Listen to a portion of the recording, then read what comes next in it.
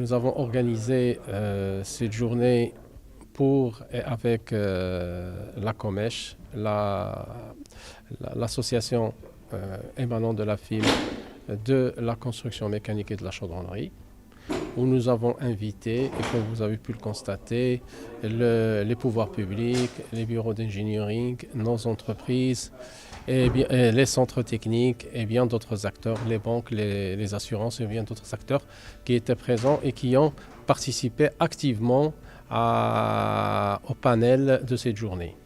On est assez satisfait donc, de taux de participation d'abord, et puis on est assez satisfait d'avoir abordé des sujets qui devraient normalement être traités dans la diligence du temps, parce que nous avons besoin de lancer des plans d'action en collaboration avec notre ministère de tutelle et en collaboration avec tous les acteurs dans le secteur, pour pouvoir donc développer l'utilisation donc de l'acier dans la construction métallique et dans la chaudronnerie, et aussi développer la présence donc des industriels au sein des différentes industries du pays. Sachez que la construction métallique et la chaudronnerie, c'est des activités que vous retrouvez dans toutes les industries.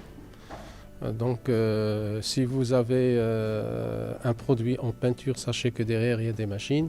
Si vous avez un produit phosphatier, c'est que derrière, il y a des machines, des équipements qui relèvent de notre secteur. Et bien d'autres exemples, comme des ouvrages en métallique, des ponts, des passerelles, des barrages, des équipements.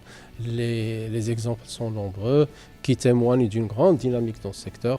Mais c'est un secteur qui doit être soutenu, accompagné, réfléchi autrement, innové et raffermi par les membres et par les pouvoirs publics.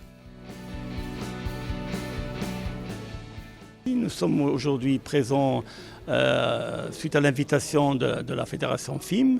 Nous sommes, comme vous le savez, comme conseil ingénierie doublement concernés par cet événement, puisque nous nous retrouvons dans toute la chaîne de valeur de tout projet industriel, de la planification programmation, en passant par la conception, le suivi de réalisation et puis surtout l'évaluation et l'amélioration. Aussi, nous sommes concernés par l'innovation pas seulement technologique et scientifique, mais surtout l'innovation dans les méthodes, dans les approches. Et c'est cette innovation dans les approches et dans les méthodes qui va favoriser justement l'innovation technologique et scientifique. Bien sûr, nous sommes concernés aussi par l'aspect formation, puisque nous avons créé au sein de la Fédération marocaine de conseil de l'ingénierie une académie qui s'appelle IPA, Ingénierie Professionnelle Académie, qui justement permet de lutter contre l'obsolescence de l'ingénieur et de ses compétences. Et désormais, chaque ingénieur chez nos adhérents doit appartenir à un collège. Nous avons déjà un collège d'industrie et énergie. Et l'appartenance de ce collège est conditionnée justement à l'attestation de formation continue régulière. D'un autre côté, nous agissons aussi au niveau de l'analyse des risques et nous militons pour une analyse des risques tout azimut, et notamment quand il s'agit de financement qui est le nerf de la guerre. Et ce nerf de la guerre justement doit gagner en force et en musculation et surtout en innovation. Et donc c'est pas seulement la technologie qui doit être innovée, mais aussi les leviers de financement qui doivent l'être. Et bien sûr en toute intelligence et en toute pertinence avec nos réalités marocaines, locales, parce que ce n'est que qu'en pensant localement et de manière citoyenne qu'on peut aller de l'avant. Et puis bien sûr le Maroc doit y aller rapidement, et comme disait le général à son chauffeur, ne roulez pas vite, je suis pressé. Et donc c'est exactement cette allure que nous devons avoir, bien sûr en plus d'une synchronisation des actions, aussi bien au niveau de l'arsenal et textes réglementaires qu'au niveau des pratiques, qu'au niveau de la gouvernance de manière générale. Je crois que le Maroc il est en bonne voie, et et peut-être, et bien sûr, comme le progrès n'a pas de limite, nous devons continuer sur cette voie pour aller de l'avant et surtout pour rapprocher les uns avec les autres. Et la synergie écosystème, on ne peut jamais en faire l'économie puisque c'est le fer de lance de tout développement. Et de toute façon, on ne va pas réinventer la roue.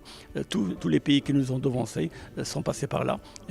Et d'ailleurs, aujourd'hui, on a eu un témoignage d'un Espagnol qui a signé une convention avec la FIM, qui a dit clairement comme quoi c'est grâce à la synergie de groupe qu'ils ont avancé et c'est ainsi partout.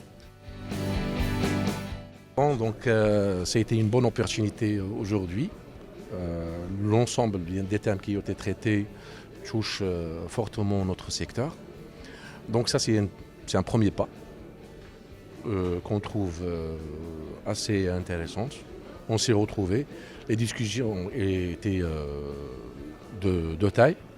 Les intervenants ont touché les vifs du sujet, que ce soit la partie financement, la partie tout ce qui touche aussi à la recherche et le développement, et puis aussi la synergie entre les différents acteurs. Pour un premier pas, c'était réussi. Maintenant, espérons bien sûr qu'on sera dans la continuité pour mieux concrétiser avec des actions qui vont nous permettre un petit peu quand même de faire avancer le secteur, notre secteur.